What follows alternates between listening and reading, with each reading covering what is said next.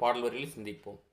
செல்வம் நல்குரவு இன்றி விண்ணோர் புல் வரம்பு இன்றி யார்க்கும் அம்பொருள் எல்லை இல் கழல் கண்டும் பிரிந்தனன் கல்வகை மனத்தேன் பட்ட காட்டமே.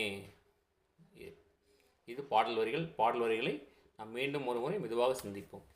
செல்வம் நல்குரவு இன்றி விண்ணோர் புல் வரம்பின்றி யார்க்கும் அரும்பொருள் எல்லை இல் கழல் கண்டும் பிரிந்தனன் கல்வகை மனத்தேன் பட்ட காட்டமே என்பது பாடல் வரியில் இறைவன் நமக்கு அள்ளி இருக்கின்றார்.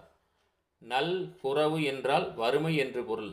நல்வரவு என்று கேள்விப்பட்டிருப்போம். தமிழில் ஒரு சின்ன ஒரே ஒரு எழுத்தை மாற்றி பொருள் கூட பொருள் மாறிவிடும். நல்வரவு என்று சொன்னால் உங்கள் வரவு நல்வரவாகட்டும் என்று பொருள். ஆனால் இங்கு நல் குரவு என்று சொன்னால் வறுமை என்று பொருள்.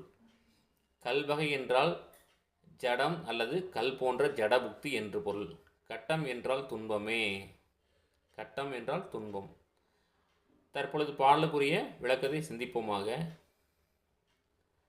சிவ சதன்யமானது செல்வம் வறுமை தேவர்கள் புழுக்கள் புற்கள் என பாகுபாடுகள் இல்லாததும் வரைமுறை ஏதும் இல்லாமலும் எங்கும் எதிலும் நீக்கமர நிறைந்துள்ளது. ஏற்கனவே நாம் இந்த வரிகளை எல்லாம் நேற்று சிந்தித்திருந்தோம்.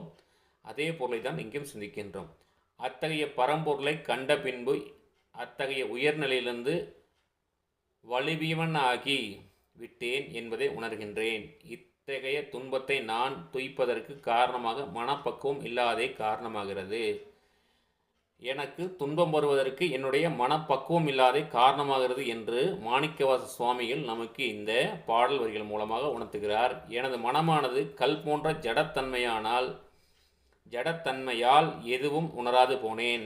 நான் எப்பொழுதும் கல் போன்று ஜடத்தன்மையோடு இருந்த காரணத்தால் எதையும் உணராது போனேன். எதையும் என்று சொன்ன இங்கே குறிப்பிடுவது நம்முடைய சிவனை உணராது போனேன். சிவனுடைய அன்பை உணராது போனேன். சிவனுடைய அதிசயங்களையும் சிவன் பண்ணுகிற செயல்களிலும் அறியாமல் விட்டுவிட்டேனே. கல் போன்ற மனதுடையவனாய் இருந்து விட்டேன் என்று விளக்குகிறார். அதைத்தான் இங்கே சொல்கிறார். அதான் என்ன சொல்றார் பாருங்க.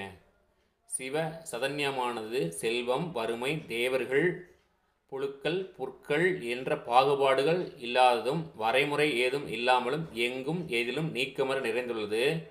அத்தகைய பரம்பொருளை கண்ட பின்பு அத்தகைய உயர்நிலையிலிருந்து வலுவியவனாகி விட்டேன் என்பதை உணர்கிறேன்.